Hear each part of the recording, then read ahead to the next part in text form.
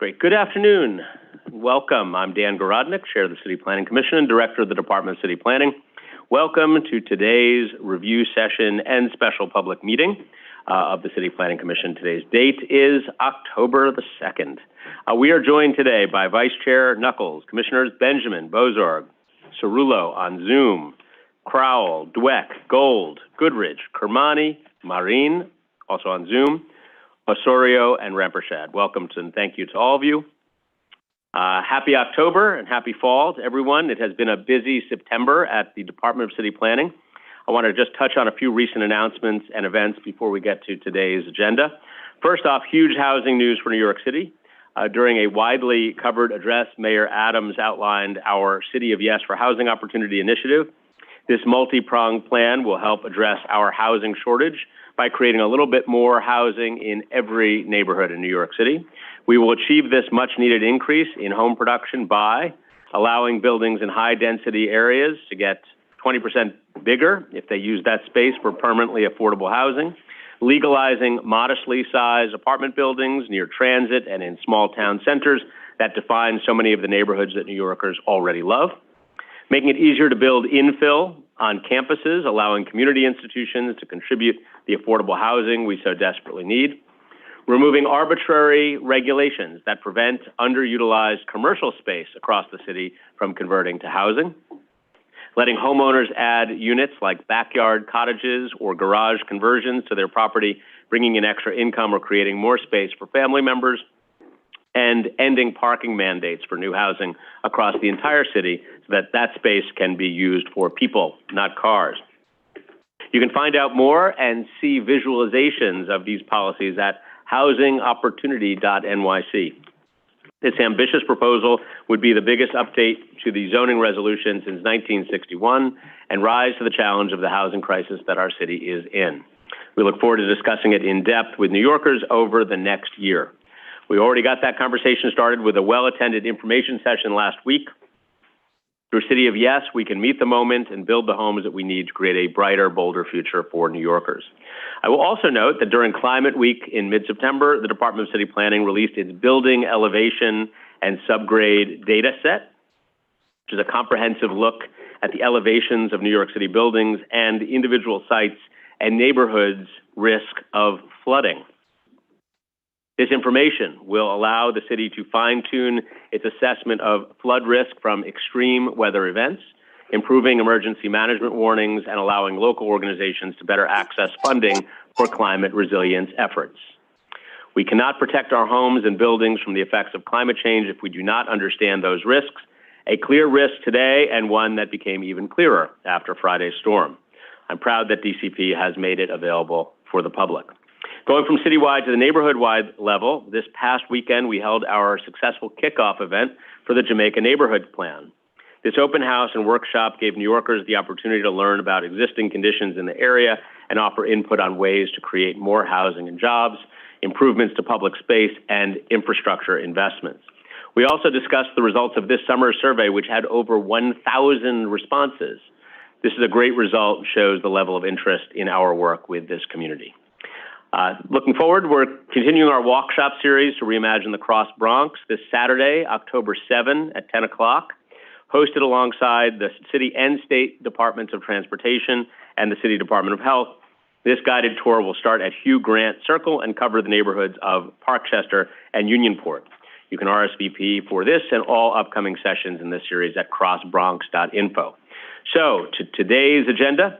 Since we don't have public hearings scheduled this week, we are moving our typical Wednesday vote to today, and we are canceling that meeting for this Wednesday. We have one item up for a vote, 534 Coney Island Avenue, a proposal for over 40 homes, nearly a dozen of them income restricted and ground floor retail. Located in Kensington, Brooklyn, the building would be close to two bus stops, the Beverly Road Q and the Beverly Road Q subway stop and Prospect Park. And after that vote wraps up, we will switch to our review session agenda. We'll start with a plan to turn a parking lot at 341 10th Street in Park Slope into two new mixed-use buildings with around 300 homes, over half of which would be income restricted. About 100 of those Income-restricted homes would be for seniors and families making at or below 50% AMI. The buildings would be less than a block away from the F, G, and R train stations along 4th Avenue. Heading to Queens, we'll look at the 88-08 Justice Avenue restrictive deck termination, a proposal in Elmhurst next to the Queens Place Mall that would include around 180 homes, offices, community facilities, and retail. The building would be less than a block from the M and R train and several bus lanes. We'll be looking at the possible termination of the restrictive declaration present on that site. Finally, we'll review modifications that the City Council made to 4218 31st Avenue in Astoria, Queens, which would contain over 30 homes, around a third of them income restricted, near the Steinway Street commercial corridor and the M and R train. So with that, Tara, let's get right to it. I'm going to turn it over to you. Good afternoon. This is the City Planning Commission's special public meeting held remotely through the NYC Engage portal and in person at the CPC Hearing Room, 120 Broadway, Lower Manhattan. Today is Monday, October 2nd, 2023. I will now call the roll. Chair Garodnick. Here. Vice Chair Knuckles. Here. Commissioner Benjamin.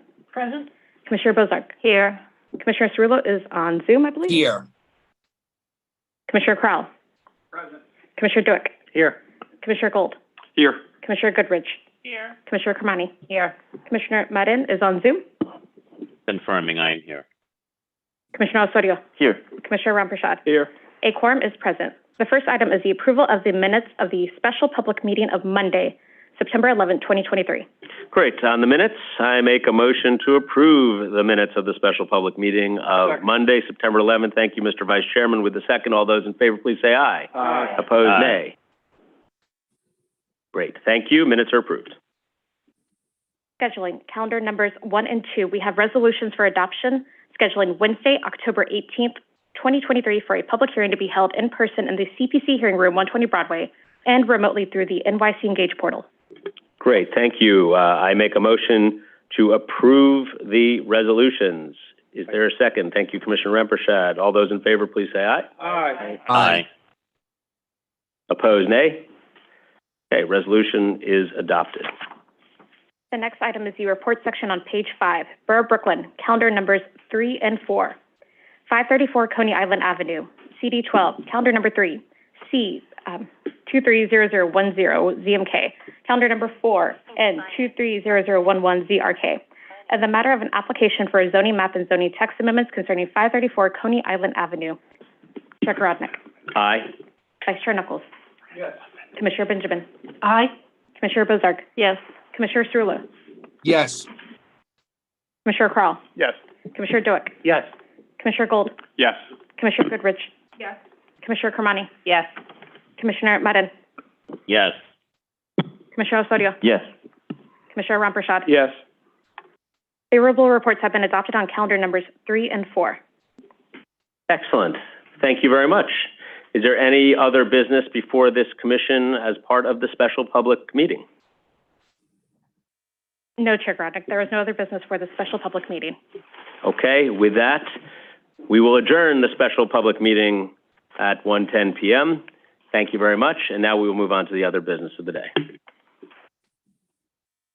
Okay. Good afternoon and welcome to the City Planning Commission Review Session for Monday, October 2nd, 2023. The time is 1:11 p.m. and a quorum is present. The first item on our agenda is a certification of a zoning map, zoning text amendments, and special permits in Brooklyn Community District 6. Our presenter is Emily Bachman. All right, welcome, Emily. Thank you. Thank you, Sarah. Good afternoon, Chair Garodnick and Commissioners.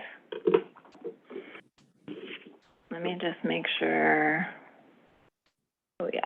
Okay, great. Okay, this is a certification presentation for 341 10th Street rezoning and special permits. It's a private application by Stellar 341 LLC for a zoning map and zoning text amendments and special permits to facilitate infill development on the site of an existing 18-story residential building containing 154 units.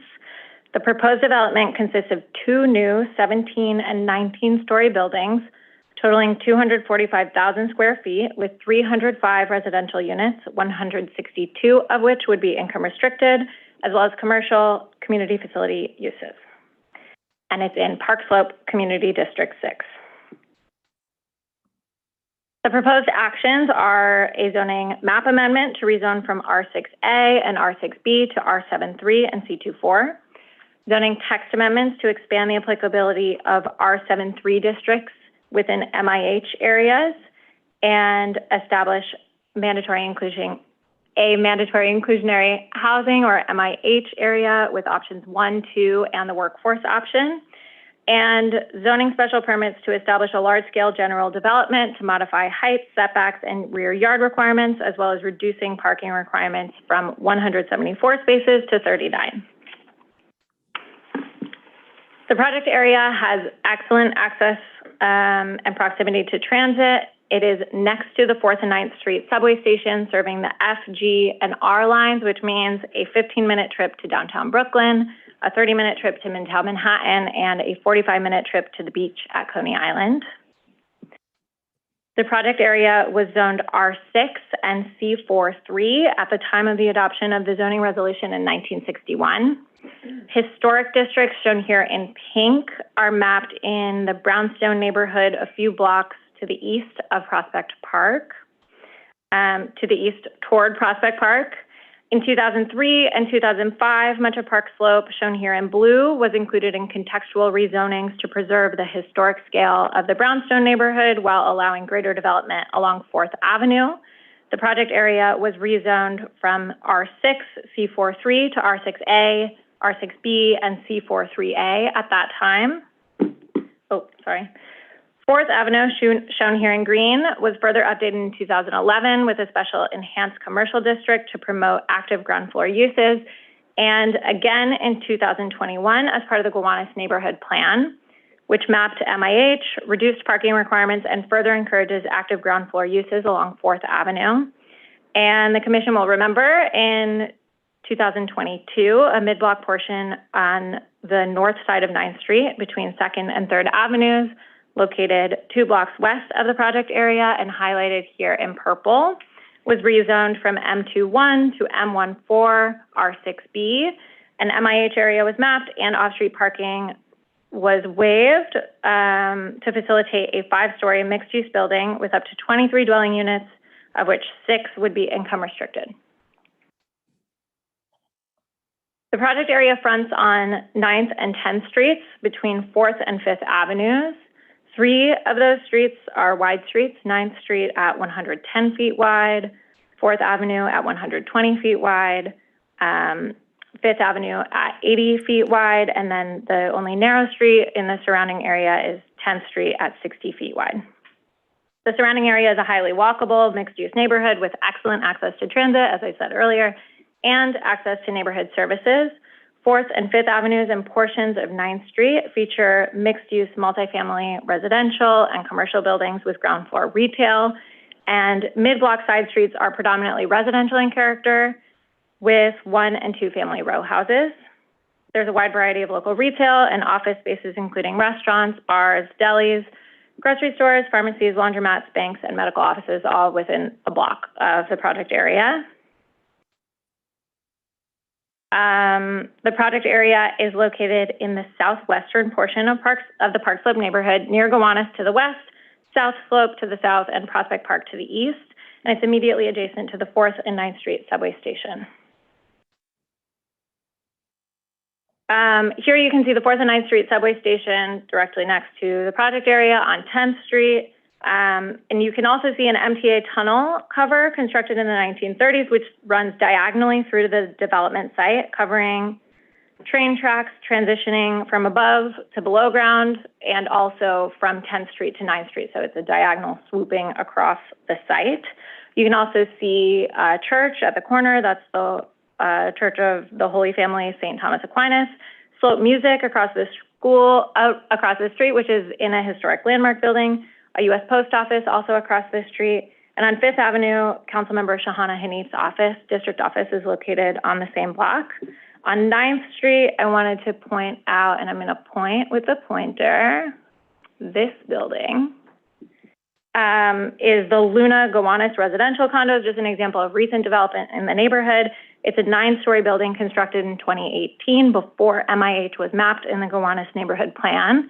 And that, just an example of what the market is providing in this neighborhood, a 2-bedroom apartment currently listed in that building is listed for just under $2 million. Okay, now looking southwest at the project area, you can see PS 118 in the foreground, and on the block, another recent development. This building, the Dearmar apartment building with ground floor commercial, is an 11-story building constructed in 2019, again, before MIH was mapped in the area. It does include 22 income restricted units for households earning up to 130% AMI. Those units went live on HPAD's Housing Connect in the summer of 2020, and one of those units, a 1-bedroom, went for $2,800 a month. Active market rate listings in that building are up to $8,000 a month for a 2-bedroom on the 10th floor. Now, this is a good view of the existing building on the development site, which again would remain under the proposed development. It's the Prospect Towers project, a former Mitchell-Lama project constructed in the 1960s. It contains 163 units, 115 of which are rent stabilized. When the city sold the lot to develop housing in the 1960s, a permanent easement was established with restrictions, with weight restrictions over the MTA cover, which I'll talk about in the special permit section. The proposed buildings will be built on underutilized portions of the site, so highlighted in blue and not containing the existing building. To the right, you see the MTA cover is the site of the proposed 10th Street building, and in the foreground, surface parking is the site of the proposed 9th Street building. In the aerial, you can see the unique condition caused by the subway tunnel swooping diagonally through the site, creating constraints that are addressed in the large-scale special permit application. There is an above-ground cover on a portion of the site, and again, weight restrictions above that cover. In addition to the subway, the B61, B63, and B103 buses provide access to Brooklyn neighborhoods, including Red Hook, Bay Ridge, and Canarsie, and protected bike lanes on 4th and 9th Street, as well as conventional and shared lanes on 5th Avenue, make the area particularly accessible by bike as well. Okay, project area photographs. So we're going to start at the corner of 5th and 9th Street and go around the block. First, standing at 5th Street, looking west on 9th Street toward 4th Avenue, we can see the project area on the left. And you can see that 9th Street, again, is a wide street, 110 feet wide, and it serves the B61 bus and also features protected bike lanes on either side. Here is the existing building zoomed in from the same angle, where you can see the existing 12 and 18-story building, one of 3 curb cuts located on 9th Street today, and the parking lot on the left is the site of the proposed 9th Street building. Now turning around on 9th Street, closer to 4th Avenue, looking back at the building, you can see the blank wall caused by below-grade parking and the MTA cover, as well as the building above and to the right. And here, closer to the intersection of 4th Avenue, on our right are row houses on 9th Street, the existing building in the distance, and just out of frame on our right is the 11-story building at 4th and 9th Street that I pointed out earlier. Okay, now we're on 10th Street, and we are looking east from 4th Avenue toward 5th Avenue. You can see, again, the existing building on the left, row houses on the right, characteristic of mid-block R6B. Parking on the left, which is the site of the proposed 10th Street building, and one of 5 curb cuts currently located on 10th Street at the development site. Here's another curb cut and another picture of the surface parking. That is the site of the proposed 10th Street building. And one more where you can see the existing building, another curb cut, an entrance to below-grade parking under the existing building, and on the left, the site of the proposed 10th Street building. Okay. The proposed development would maintain the existing building and its 154 dwelling units, including 115 rent-stabilized units, and build on a surface parking lot and above the MTA cover with a mix of residential, community, facility, and commercial uses. It would include 2 new buildings with a total of 245,000 square feet, 234,000 square feet of residential, 6,500 square feet of commercial, and 4,500 square feet of community facility. And it would include 305 units, 162 of which would be income restricted, and the new buildings would be both 17 and 19 stories for a maximum of 205 feet. Overall, including the existing building, the development site would be, the proposed development would, or the project area would become 409,500 square feet, or 5.39 FAR, with a total of 459 units, 162 of which would be income restricted, 115 of which would remain rent stabilized, and there would be a total of 39 parking spaces. Okay, a few views of the proposed development. We're going to go in the same direction around the block. So we're starting at 5th Avenue, looking toward 4th Avenue on 9th Street. You can see the proposed 9th Street building on the left, 4th Avenue in the distance, and noting here that the applicant is currently planning to utilize HPD's Sarah or Ella financing to develop the 9th Street building as a 100% affordable development with 100 units affordable to seniors and families with incomes no greater than 50% AMI.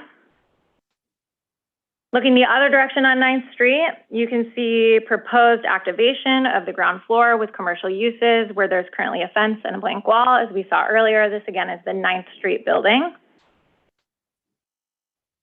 And from the corner of 4th Avenue at 9th Street, you can see the 11-story building on the right that I mentioned earlier. That's the Dearmar Apartments, the 1- and 2-family row houses in the R6A portion of the block, and the development in the distance with the existing building perpendicular to the street and the new building parallel to the street. Now from 4th Avenue at 10th Street, you can see the above-ground subway with an entrance right next to the proposed 10th Street building. And the tallest portion of the 10th Street building is distributed toward 4th Avenue, allowing the building to step down at the mid-block. Here is a mid-block view of the proposed 10th Street building, where you can see, again, ground floor activation with community facility space. And the applicant currently plans to utilize the MIH workforce option for this building, providing 62 income restricted units and 144 market rate units. And one more view of the proposed development where you can see the existing building in the foreground to the left, the proposed 9th Street building to the right, and the proposed 10th Street building furthest to the left and down the block.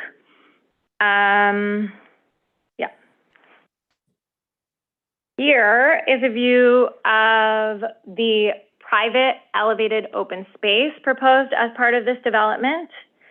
It would be for residents of the development site, and we're showing it here because it is intended to be, while it's intended to be a private open space, it's part of the large-scale general development special permit considerations for a superior site plan. We're seeing it here from 10th Street, where they're proposing both a staircase and an accessible ramp. And one more view of the proposed open space where you can see, again, it's elevated above the MTA tunnel and it connects all 3 buildings of the development site. Okay, looking at the schematic site plans, we're going to look at ground floor and first floor because of the elevated condition of the MTA tunnel. So first, you can see that the ground floor is constrained quite a bit by the existing tunnel and designed to fit around it. Activating spaces that are currently fenced off, blank walls along 9th Street and 10th Street with new ground floor retail and community facilities, and maintaining some of the existing parking at the base of the existing building while reducing curb cuts from 8 currently on the site to 2 proposed. Looking at the first floor, you can see the elevated private open space above the MTA cover, which connects all three buildings of the development site with first floor entrances to residential amenities, including a community room in the existing building, and a bit more parking provided here between the existing building and the proposed 9th Street building. The proposed actions, again, are a zoning map amendment to rezone from R6A and R6B to R73, C24, a zoning text amendment to establish bulk regulations applicable to R73 within MIH areas, and establish an MIH area with options 1, 2, and workforce, and zoning special permits to establish a large-scale general development to modify heights, setback, and rear yard requirements and reduce parking requirements. First, the zoning map amendment from R6A and R6B to R73 with the C24 overlay covering most of the block except areas within 100 feet from 4th and 5th Avenues, and except the lot zoned R6A on 9th Street. This action would map R73 C24 along the 240-foot long 9th Street frontage of the lot and map R73 along the 10th Street frontage. R73 is a medium density residential district that permits maximum FAR of 6 in inclusionary housing areas with base heights between 40 and 75 feet and a maximum building height of 185 feet. R73 is mapped in only a handful of geographies shown on this map, either as part of special districts or waterfront areas that have distinct regulations. The applicant requested text amendment to expand the applicability of R73 beyond these limited geographies to MIH areas, and in doing so, establish bulk regulations applicable to R73 in MIH areas. R73 has never been mapped outside of waterfront and special districts, so this text is allowing R73 to exist outside of those special areas and establish appropriate height and setback and other regulations. So the proposed text amendment would establish a maximum FAR for affordable residence for seniors of 6.0, a maximum base height with inclusionary housing of 85 feet, a maximum height with inclusionary housing of 185 feet, and a maximum number of stories with inclusionary housing of 18 stories. The applicant is also proposing a zoning text amendment to establish an MIH area with options 1, 2, and workforce. Option 1 requires that a minimum of 25% of the residential floor area be designated as affordable to households earning incomes with an average not exceeding 60% AMI. Option 2 requires a minimum of 30% of residential floor area be designated to households earning incomes with an average not exceeding 80% AMI. And the workforce option requires that 30% of residential floor area be designated as affordable to households earning incomes with an average not exceeding 115% AMI. The applicant is also seeking a special permit for large-scale general development with a series of bulk waivers to facilitate the proposed development. These waivers include modifications to the base height, building height, and setbacks as outlined on this chart. According to the applicant, the waivers are being sought to address the challenging site conditions related to building around the MTA tunnel, as well as non-compliances created with the existing buildings. Waiving the rear yard and rear yard equivalent requirements allows for the location of the building against the MTA cover, as well as structural trusses that straddle the MTA tunnel in the required rear yard and rear yard equivalent. First, looking at a plan showing the proposed waivers, you'll see blue is highlighting height and setback waivers. The dark orange is highlighting new yard waivers. And the light orange is highlighting rear yard waivers related to existing non-complying yards, which you can't see in the plan view, but we'll see in the section. So you'll see those soon. In the following slides, I'm going to walk through each of these individually, but to summarize, the applicant seeks to increase the base height from 85 to 94.75 feet, to increase building height from 185 feet or 18 stories to 204.75 feet or 19 stories, and to reduce the setbacks from 15 feet to 9 feet on a narrow street, and from 10 feet to 7 feet on a wide street, and modify rear yard requirements to allow structural trusses that straddle the MTA cover.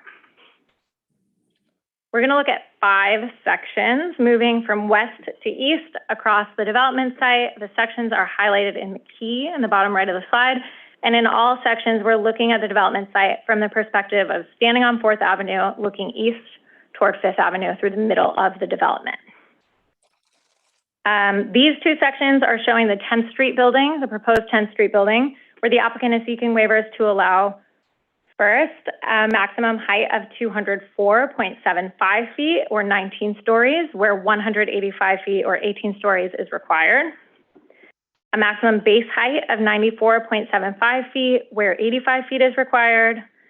Setback of 9 feet, where 15 feet is required, and to waive the 30-foot rear yard requirement for both the existing non-complying yard caused by the MTA cover, that's highlighted in light orange, and the new waiver to accommodate structural trusses to support the building, highlighted in dark orange.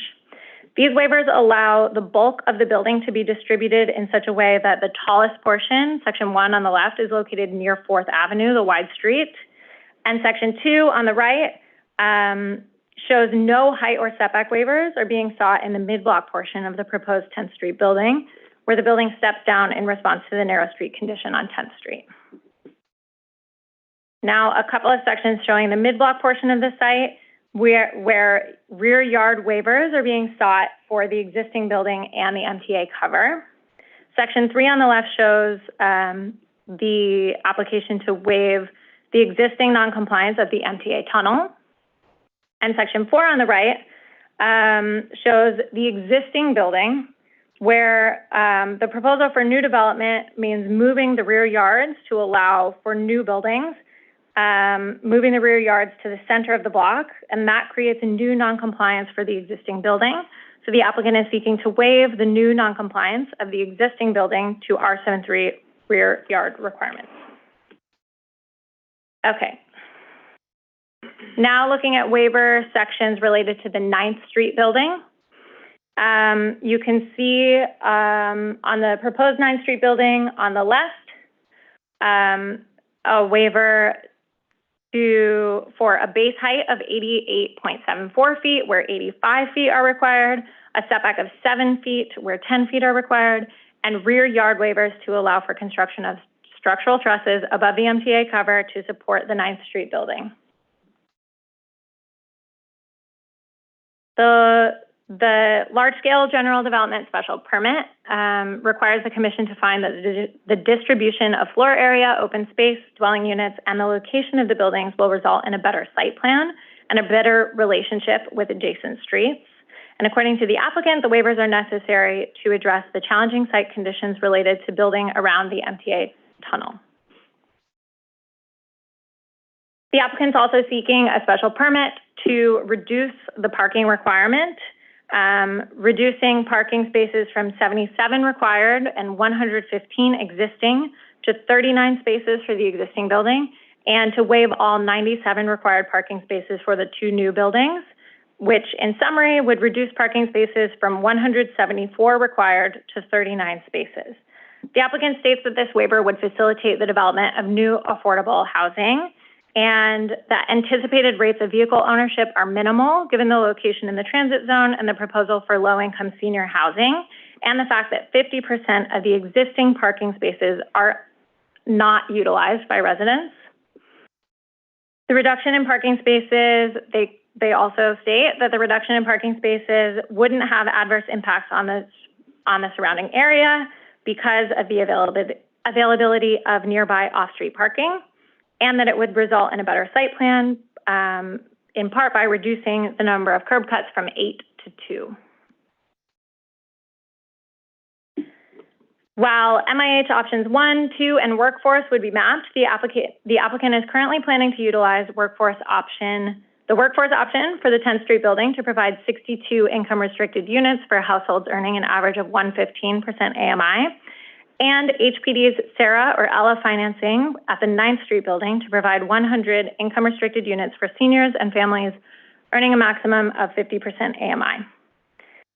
This application requires a racial equity report, which helps put the MIH proposal into context with neighborhood-level socioeconomic data.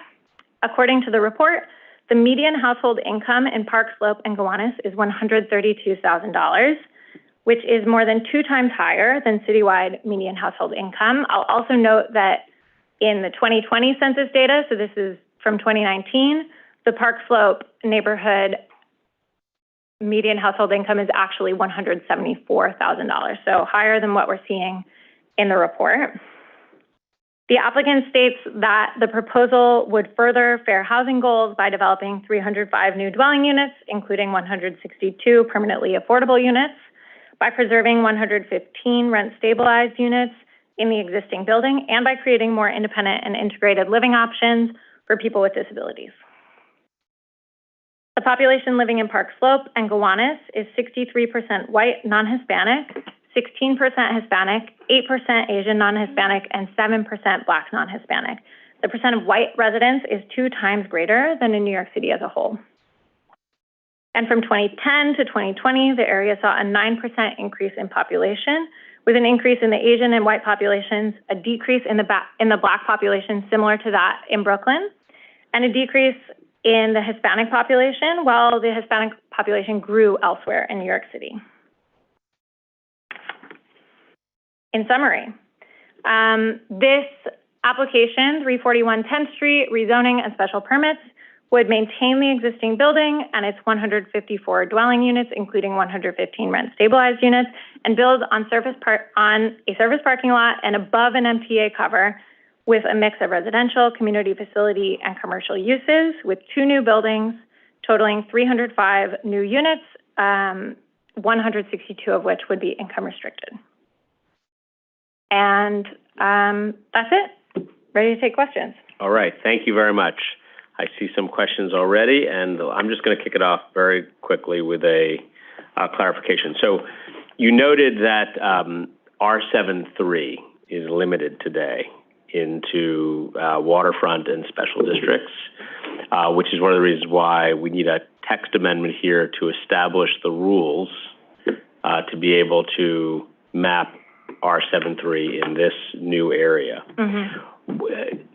So can you just say a little bit more about why R73 here as opposed to any other zoning designation is proposed? Because obviously there's plenty of choices out there. We don't need to take one that is only applicable in other places and redefine rules. Why R73 here? I think the first thing I'll say there is that this is one of a number of private applications currently carrying that text amendment. So it's not just to facilitate this project, but the department would like to see an expansion of R73 applicability to MIH areas citywide, and this is just the first one that's coming to certification. Did I answer the question? In part, and you could also say why are all these private applicants carrying R73, and why does the department think that it is meritorious to expand that particular zoning designation? I think it's just about expanding options for zoning districts. It's not like it wouldn't be automatically mapped anywhere. It would just make it an option for consideration. And I think this project, R73, got them the closest to a complying development, but because of the MTA cover, it still requires some waivers in order to work within,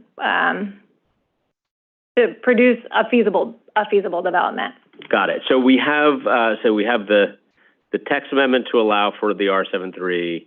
Then there's the mapping of the R73, and then there's the relief from the R73 all at the same time. Correct? Correct. Okay. And the relief comes in the form of the special permit, which is to modify the bulk for base height, building heights, and setbacks. Correct? Yeah.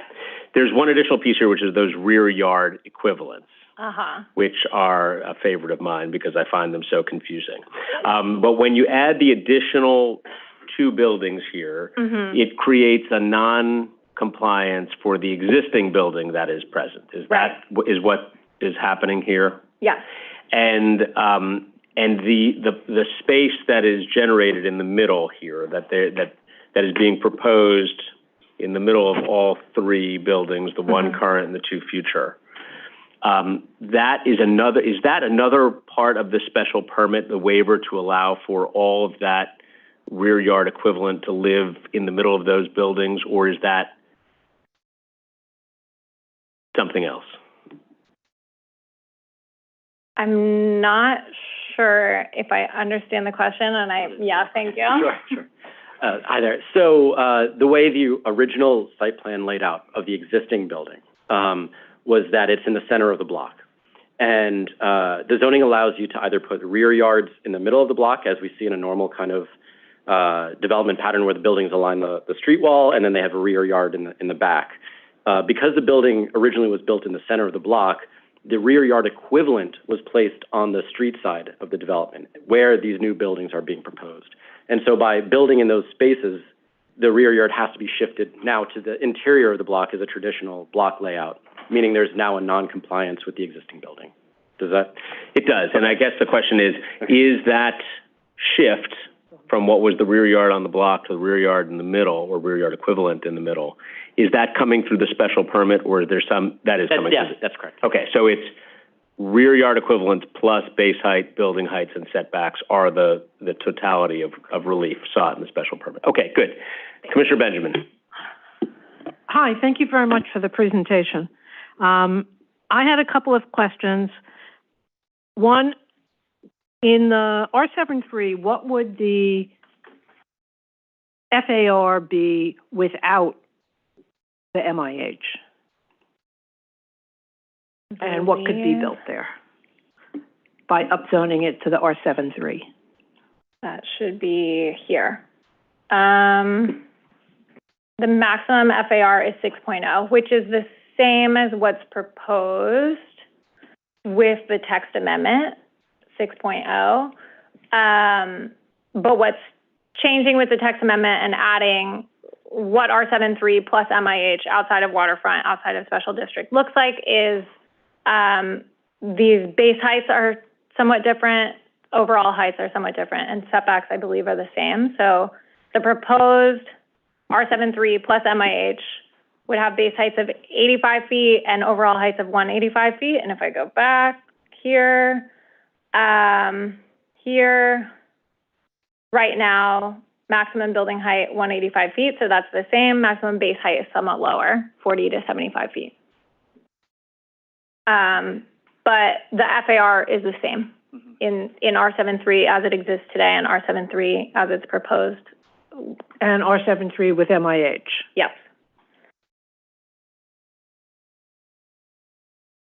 Yep. I have to think about why, other than the form relief, why that makes sense for this site and this developer. The existing building becomes non-complying, is that correct?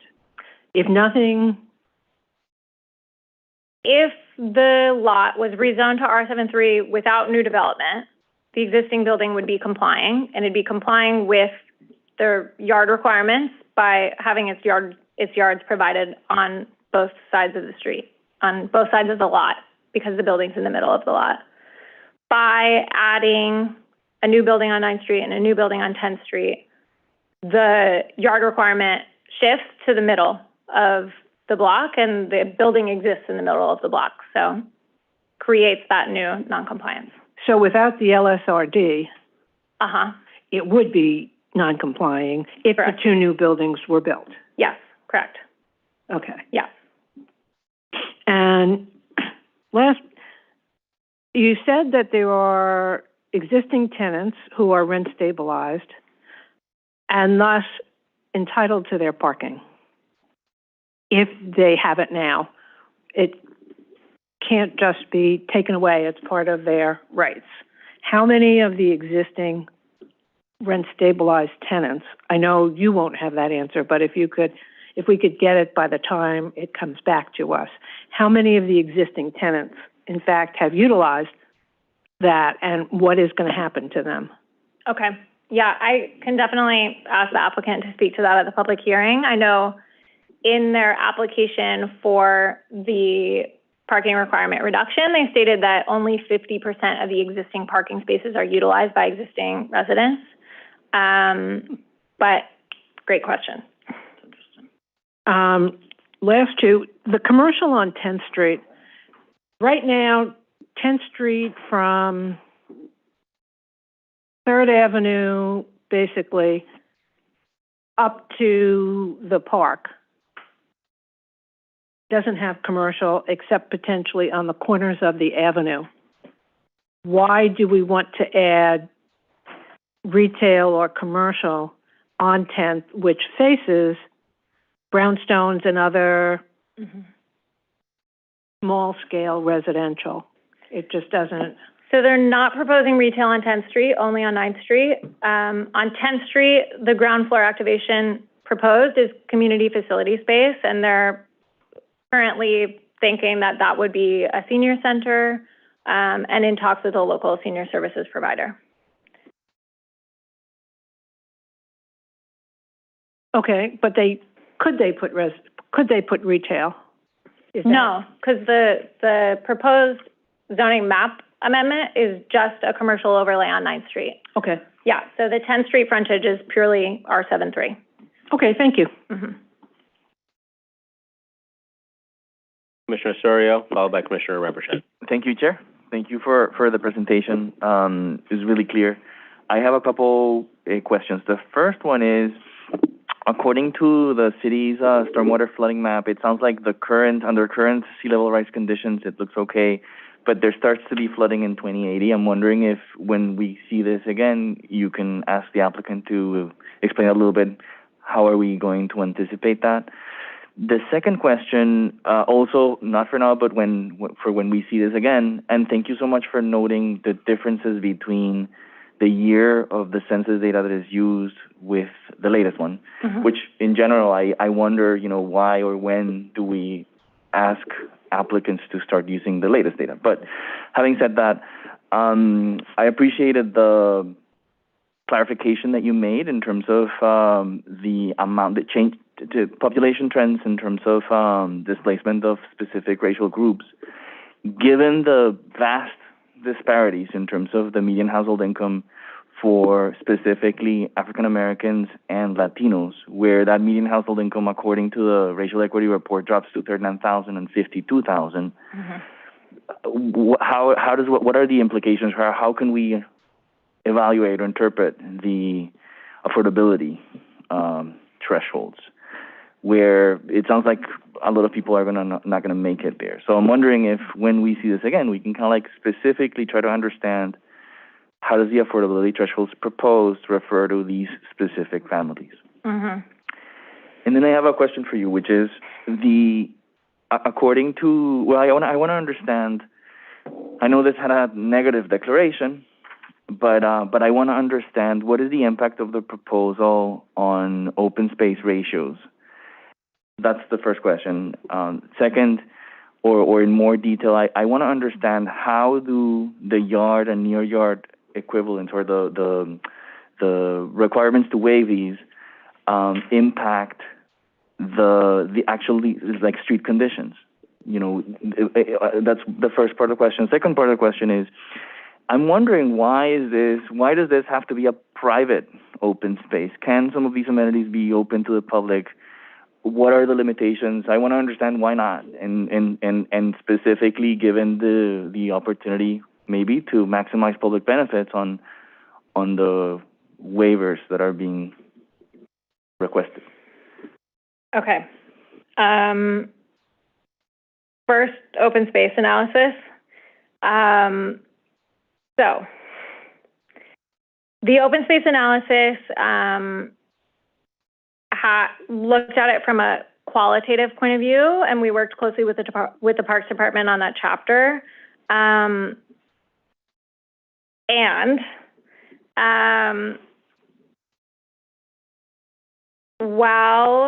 Sorry, I'm reading notes and making sure I get this right.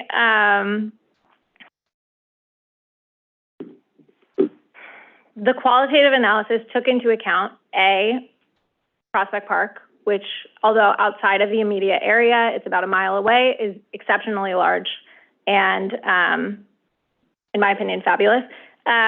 So Prospect Park weighed heavily on that qualitative analysis, as well as the new private on-site play area proposed, so the private open space proposed for the site, as well as open space being created as part of the Gowanus neighborhood plan. So if you're not familiar, I think everyone here is familiar, as part of the Gowanus neighborhood plan, the new developments along the waterfront are required to provide publicly accessible open space that will create eventually a continuous esplanade along the Gowanus Canal. So those things weighed in. Why is the proposed open space private? A few things there. It's not required through the zoning or the environmental review. So it wouldn't be codified as publicly accessible through those avenues. And then also, the department doesn't typically seek to codify public access for elevated open space that's harder to perceive as publicly accessible. So that's why it's proposed as a privately accessible open space for the residents. Does that answer the question? Yeah, thank you. I would love to. I understand the limitations, but given the magnitude of this, I would love to explore options. I mean, it just sounds like if it's possible, there are ways to address that. But going back to the point on the open space ratio, and not for now, but when this comes back, I would actually like to know if this has been, in addition to the qualitative analysis, has this been calculated? I mean, do we actually know what is the impact of open space per 1,000 residents? Yes, okay. It's in the EAS, and I can make sure to Thank you, Dia. Speak about that next time. Thank you. Do you have anything on the stormwater conditions? Yeah.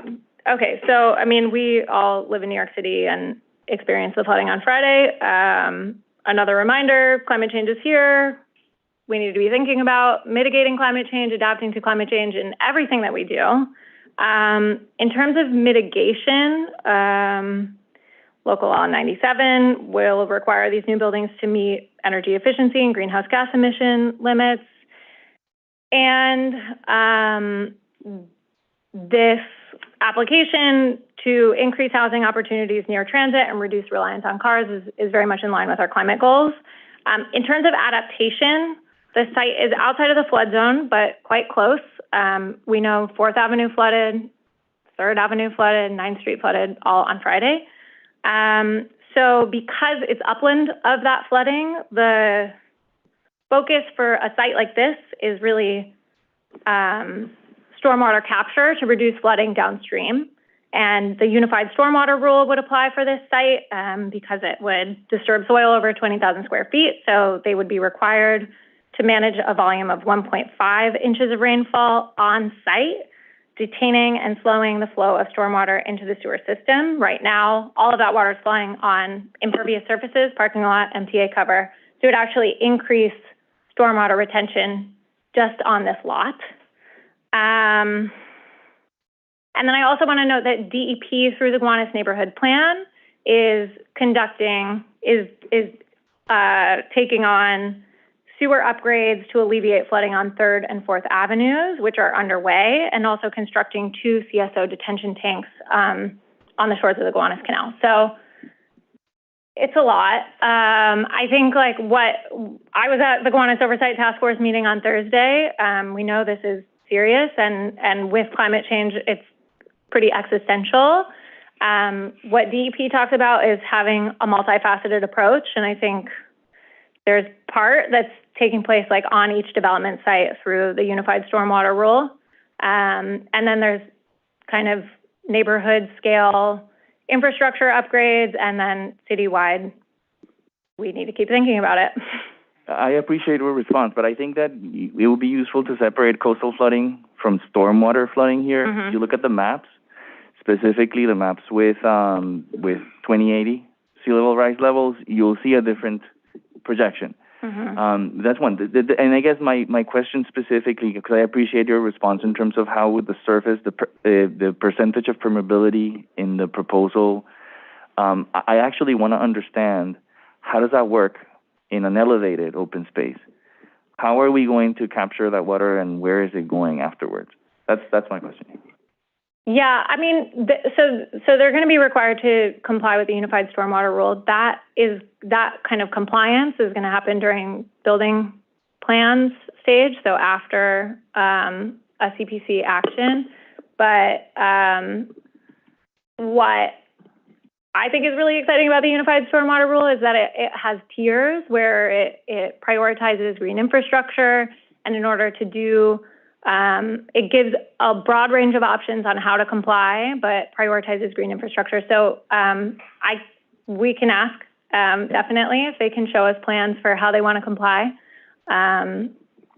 Fair enough. That's great. Yeah. Thank you very much. And when you ask that, if you can also include additional sustainability, but specifically energy efficiency and stuff like that, Okay. and on-site renewables, that'd be great. Thank you very much. Mm-hmm. Appreciate your response. Thank you, Commissioner. Commissioner Rampersad? Thank you. Thank you for the presentation. I had similar concerns with the open space as Commissioner Rosario just mentioned. I just have two quick questions. Number one, do you have the unit breakdown? How many 1, 2, and 3 units? I believe that's in the RER. Okay. Let me check if I have it with me. Trying to get the presentation open back up on my phone here, but I couldn't. The other question I had while you're looking that up, with regards to this MTA cover, I guess, do we know the heights of this? Because you're saying you're allowing for structural elements because it's going to straddle. Do we know what the height of that is, out of curiosity? Yeah, so they're all dimensioned in the plans, which are part of the certification set, and also online on ZAP. I don't know it offhand right now, but all of that, like the waiver includes a height limit for the structural trusses. Okay. And confirming that we don't have a unit breakdown, but we can ask for it. Okay, thank you.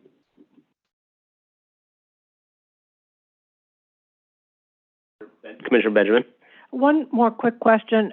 What is the relationship of the MTA and this developer? Are they leasing the space or the construct above the MTA's property? How is that working? And whatever they're doing, I'm assuming that space is not included in the calculation of the floor area of the lot, unless they're acquiring it. I'm not sure. I mean, I know the lot was sold, so they own the lot, with the easement requiring a weight restriction above the cover. I'm not sure, like in a section perspective, how that property ownership works. But I'm just curious what we're considering the base floor area. Okay. And whether they can't build above the cover without the trusses. Right. But how is that property relationship determining what can be built?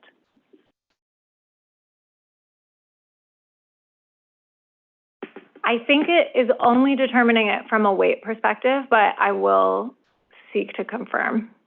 Because at some point in the future, if the MTA comes back and they want to do or need to do major changes, obviously, the relationship between the trusses and the MTA's property below could be impacted. So there must be something governing what that relationship is. Yeah, I mean, what I do have on the MTA, they're aware of the project. They specifically reviewed it for zoning for accessibility to see if it was feasible to put an easement to allow for a new accessible entry to the subway station immediately adjacent to the site. They issued a letter of determination saying there's no need for an easement in 2022. They reconfirmed that with our office in August. And that is their assessment at the time was that the subject property is located too far east of the platform for the MTA to take a usable easement for access. So that doesn't answer your question about what can be constructed over the cover, but I think points to that they're familiar with the project. Yeah. They're not going to be surprised. Okay, if you could let them know that I'm interested in what that relationship is. Okay. And that when they come back, I'd like them to talk more about what it is and what that portends for a potential future. Okay. Thank you. Yeah. Great. Thank you, Commissioner. Commissioner Bozard. Hey, thanks for the presentation. I think it's a really interesting proposal and deals with the site constraints in a really interesting way. I'm curious to see how it goes through the process. I think given that it'll be good to hear from the applicant when they come back about kind of how they're planning to mitigate the experience. And so I want to say impacts, but not, this is lowercase impacts on the existing residents of the existing building, since this, type of unique approach may be necessary throughout the city when we're trying to fit new buildings on complex sites. So, anticipating a sense of loss of people losing parking, losing open space, how are they going to respond to that, and manage that, in a responsible way? And then also wanting to just hear a little bit more. I know this has kind of come up through the chair and Commissioner Benjamin's questions, but why R7A is necessary for this site? R7, yes. Yeah. Given that we haven't really seen it outside the waterfront context, just wanting to understand that rationale a little bit more. I think with both of those questions, I'm going to prompt the applicant to speak to them at public hearing. Great. I'm anticipating. Thanks. Great questions. Thank you. Terrific. Thank you very much. This item is certified. We'll look forward to picking it up again. Great. And thank you for that presentation. Sarah, let's talk about the next item on the agenda today. The second item on our agenda is a non-ULURP referral for a cancellation of a previously approved restrictive declaration in Queens Community District 4. Presenting for the first time to the Commission is Nicole Peves. All right, welcome. Chair, I'm just going to recuse myself from this. Commissioner Rampersad is recused. Thank you. Great. Oh, there we go. Sorry. All right. Good afternoon. My name is Nicole Peves, and today I will be presenting on 8808 Justice Avenue restrictive declaration termination. This is a private application in the Elmhurst neighborhood of Queens in Community District 4. The applicant, Justice Avenue Tower LLC, proposes to terminate the existing restrictive declaration D60 to utilize commercial user provisions of the underlying C42 district. The restrictive declaration was placed on the property in 1972, which was tied to a rezoning of the property from R6 to C42. Modifications to the declaration were made in 1977 and 1980, both of which never resulted in the full development of the plans attached to the restrictive declaration. The proposed project area is in Elmhurst, which is in north central Queens. Nearby neighborhoods include Corona to the east and Maspeth to the southwest. The project area is directly adjacent to the Queens Place Mall, which was built in 1965, and is also close to other regional malls, such as the Queens Center and Rego Center malls. The project area is highlighted in red and is coterminous with the development site. It has frontage on Queens Boulevard, which is a wide main arterial road that's 200 feet that connects Queensboro Bridge to Jamaica. The area has good access to public transit with Grand Avenue subway station serving the E, M, F, and R lines, located 1 block west. The Woodhaven Boulevard station is located approximately 4 blocks east of the project area, which also services the M and R subway lines. The area also is served by a number of bus lines. The project area is mapped with a C42 district, which was mapped in 1972. The surrounding area consists of a mix of commercial, residential, and community facility uses. The area north of the project area is mapped with R65 and R6B districts, shaded in yellow, and mostly consists of 3 to 4 story residences. The area south of Queens Boulevard is mapped with R4 and R5 districts, also shaded in yellow, and are developed with 2 to 3 story detached and semi-attached homes. Higher density and mixed-use buildings are concentrated along Queens Boulevard, seen by lots shaded in red and orange. The buildings adjacent to the project area are mapped with an R6 district and consist of 6 to 12 story mixed residential and commercial buildings. The area also has a strong retail presence with the Queens Place Mall located directly east of the project area within a C42 district. The project area consists of block 1842, lots 39 and 66. The project area has frontage on Queens Boulevard, which is a wide 200-foot street, and 55th and Justice Avenue, which are 60 feet narrow streets.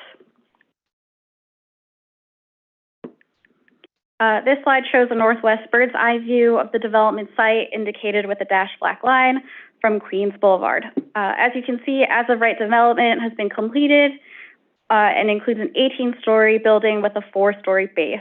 That would be in lot 39, which is the most northern lot, and then lot 66, which is the most southern lot, is under construction for a 4-story community facility that will be totaling approximately 39,000 square feet. This slide shows a southeast bird's eye view of the development site, indicated with the dashed black line from the corner of Justice Avenue and 55th Avenue.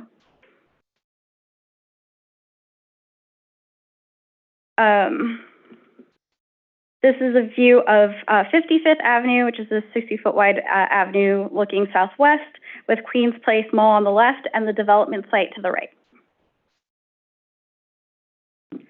And here is a view looking north at the intersection of 55th Avenue and Queens Boulevard. And as you can see, lot 66 is under construction. And finally, a slide facing southeast from Justice Avenue with the development site on the right. So some prior actions. In 1972, the area was rezoned from R6 to C42, and the RD60 was established. This restricted commercial development to include a 14-story office building, a movie theater, retail shopping center, and 2 parking garages, and also included other limitations to adhere to the site plans attached to the restrictive declaration, including limitations on commercial uses. This did permit as-of-right development pursuant to R6 district regulations, and required commercial development to adhere to the site plans attached to the restrictive declaration, and any changes to the plan must be approved by the City Planning Commission. Development never occurred. In 1977, there was the first modification of the restrictive declaration. It restricted commercial development to include an eating and drinking establishment, a 4-story office building, and a parking structure. Partial construction occurred with the Georgia Diner that had open accessory parking in 1979. Then there was a second modification to the restrictive declaration in 1980. This permitted the premises to be utilized as a public parking lot for a temporary term of 5 years. The original and modification of the restrictive declarations retained the allowance of as-of-right development pursuant to R6 regulations and the approval of the CPC for any changes to the restrictive declaration.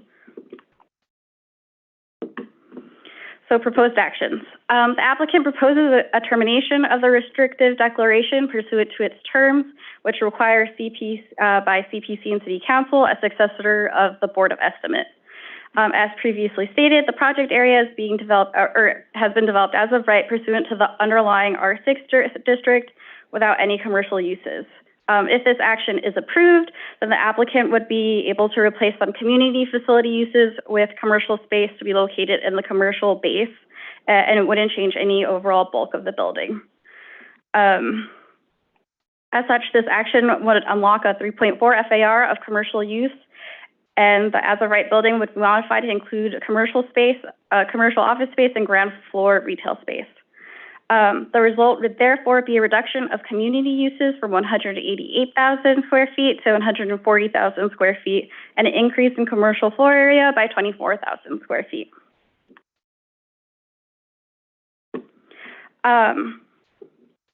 The applicant proposes the following within the as-of-right building, an 18-story building with a 4-story base, totaling approximately 330,000 square feet of floor area at a 3.9 FAR, 24,000 square feet of retail use on the ground floor fronting Queens Boulevard, 55th Avenue and Justice Avenue, 23,000 square feet of office use to be located on floors 2 through 4, 140,000 square feet of community facility space to be located on floors 3 and 4, and then 158,000 square feet of residential space on floors 5 through 18.